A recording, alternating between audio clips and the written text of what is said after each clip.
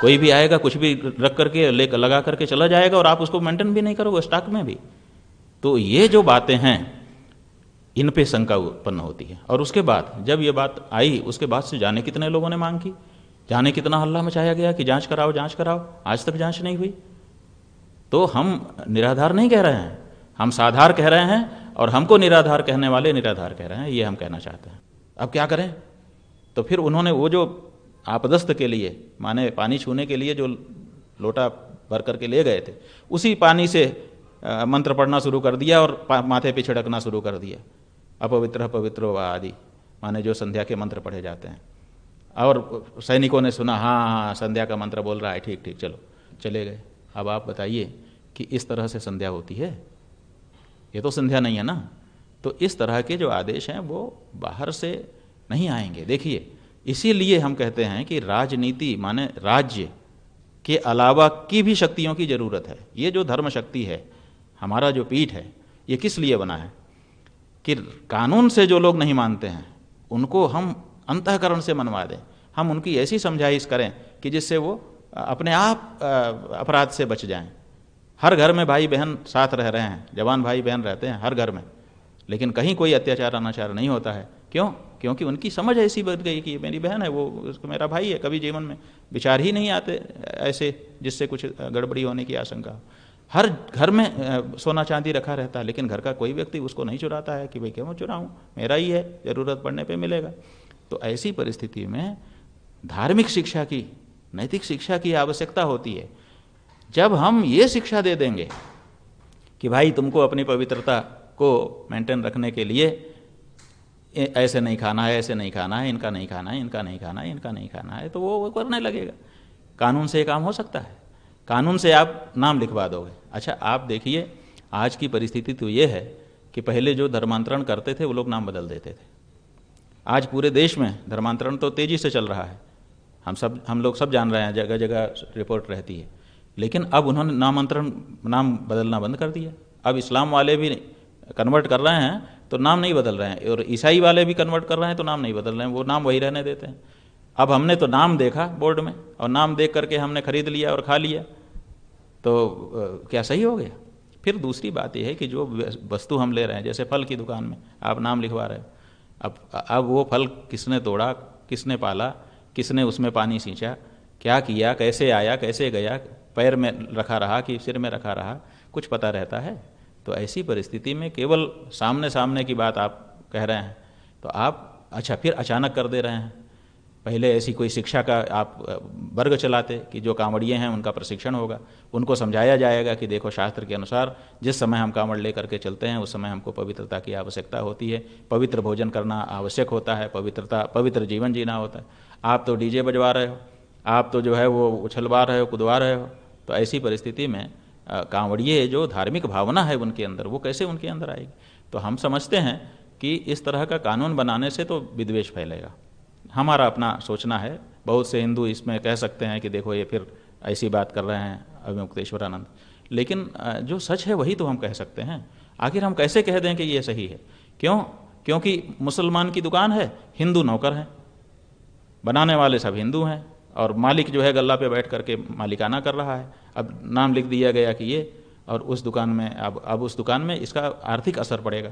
आर्थिक असर पड़ेगा तो मालिक क्या करेगा? मालिक की तो दुकान रहेगी लेकिन वो छटनी कर देगा, तो हिंदू छटनी में जाएंगे।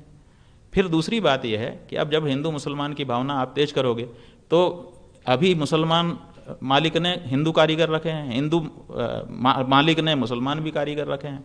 अब उनको दोनों के अंदर भेद आ गया। अभी तक तो ये सब बात ध्यान में नहीं थी, यद्यपि जानते थे कि ये मुसलमान है, ये हिंदू है, लेकिन इस भावना को अभी बल नहीं था। अब बल आ जाएगा इससे। अब जब बल आ जाएगा तो वो हर समय हिंदू मुसलमान की दृष्टि से एक दूसरे को देखना शुरू करेंगे, तो उनके दोनों अंदर कड़वाहट, टकराहट पैदा होने लग जाएगी। तो ये सब पवित्रता कितनी मेंटेन होगी इसका पता नहीं। अच्छा आज परिस्थिति ये है कि लोगों की समझ ऐसी हो गई कि कोई कहीं भी खा रहे हैं, उनका विचार ही नहीं है कि किसने इसको छुआ है, किसने इसको बनाया है, किस भावना से बनाया है, ये सब सोच ही नहीं रहे हैं लोग। उनको भूख लगती है, बस जो सामने दिख गया जाके खरीद के खा लेते हैं। पहले हम लोग विचार करते थे, हम लोग तो आज भी इस बात का विचार करते हैं कि कहाँ खाना है, कब खाना है, कैसे खाना है, आदि आदि। लेकिन अब आम जो हिंदू है वो ये सब विचार करता नहीं है, और ऐसी परिस्थिति में उसको समझाइश तो ठीक से दी नहीं गई, लोगों को भी इस बारे में ठीक से अवेयरनेस लाई नहीं गई कि भाई असल में इसके पीछे ये भाव है और इसमें किसी को भेदभाव डालने की, हमारी किसी को नीचा दिखाने की ऐसी कोई भावना। ऐसा वातावरण एक बनाया जाना चाहिए और उसके बाद इस तरह से कुछ किया जाता तो शायद ज़्यादा कारगर रहता। लेकिन अचानक जिस तरह से लागू कर दिया गया है इसको, तो अभी तक तो लोग समझ ही नहीं पा रहे हैं कि क्या है। हमने 3-4 लोगों का देखा, जैसे वो माहौल क्या है वाला गया था, जनता के बीच में जाता है, वो जनता की राय देता है। अब वो कह रहे हैं हमें कोई फ़र्क नहीं है, खाने वाला भी कह रहा है हमें कोई फ़र्क नहीं है, हम तो मुसलमान के दुकान में गए थे, उन्होंने टेंट लगाया था और गद्दा बिछाया था, हम तो वहाँ आराम किए और उससे क्या फ़र्क पड़ता है। अब देखिए वो कांवर वाला है लेकिन ऐसा कह रहा है, दुकान वाले कह रहे हैं कि भाई ठीक है थोड़ा बहुत फ़र्क पड़ेगा लेकिन सरकार का आदेश है, कोई कह रहे हैं कोई फ़र्क नहीं पड़ेगा, जिसको खाना है वो खाएगा ही, जिसको नहीं खाना है नहीं खाएगा। तो ऐसी परिस्थिति में जिस उद्देश्य से ये कानून लागू किया गया वो अपना पूरा असर दिखा पाएगा। देखिए पवित्रता अच्छी चीज़ है और इस बारे में अगर कोई विचार करता है तो हम उसका समर्थन करते हैं, लेकिन उसके लिए उचित वातावरण बना करके तब इस बात को कहा जाना चाहिए। अन्यथा अचानक कर देने से, जैसे नोटबंदी अचानक कर दी गई थी तो लोगों को कितनी परेशानी हुई, तो अचानक नहीं करना चाहिए, उसके बारे में वातावरण बनाना चाहिए, समझाइश देनी चाहिए और तब जा करके, और जगह जगह उस तरह की व्यवस्था कांवड़ियों के लिए। क्या सरकार ये नहीं कर सकती कि हर किलोमीटर पर कांवड़ियों के लिए लंगर लगा दे, हिंदुओं को ही प्रेरित करके लगा दे, सरकारी खजाने से पैसा ना निकाले कि भाई यहाँ पवित्र भोजन है, वहाँ पर जैसे आपके धर्मशास्त्र में नियम है वैसा भोजन, वैसी चाय, वैसा दूध बना करके रख दो। अमरनाथ में यात्रा करने के लिए लोग जाते हैं, पूरे देश के लोग जा करके वहाँ लंगर लगाते हैं। जितने व्यंजन घरों में नहीं परोसे जा सकते उतने ज़्यादा व्यंजन वहाँ अमरनाथ यात्रियों के लिए परोसते हैं लोग। हम ऐसे कई संस्थाओं को हम जानते हैं। हमारे बद्रीनाथ में यात्रा होती है, हम लोग तो लंगर नहीं चलाते हैं, लेकिन हमारे सिख बंधु जगह जगह पे खड़े होकर के झंडा लेकर के खड़े हैं, आइए जी खाइए जी, आइए जी खाइए जी, वो खिलाते हैं। वो सरकार से पैसा थोड़े लेते हैं, अपने ढंग का बनाते हैं, अपने ढंग से बैठाते हैं, अपने ढंग का खिलाते हैं और वाहे गुरु की जय बोलते हैं।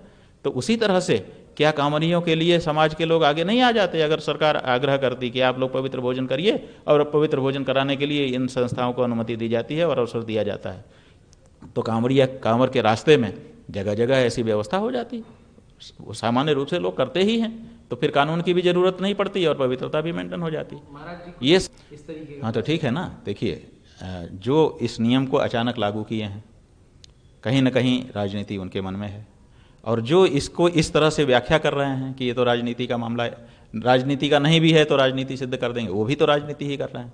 बांटने की बात तो सब कर रहे हैं, क्योंकि बांट के ही खाए, रोटी तोड़ के ही टुकड़े टुकड़े खाई जाती है। इसलिए चाहे कि इस पार्टी का नेता हो चाहे उस पार्टी का नेता हो, तोड़ तोड़ के रोटी खाएगा, इसलिए बांटने का काम तो दोनों कर रहे हैं। श्रेष्ठ भारत पर खबरों से जुड़े रहने के लिए चैनल को सब्सक्राइब और लाइक करें, बेल आइकन दबाएं और देखते रहें श्रेष्ठ भारत।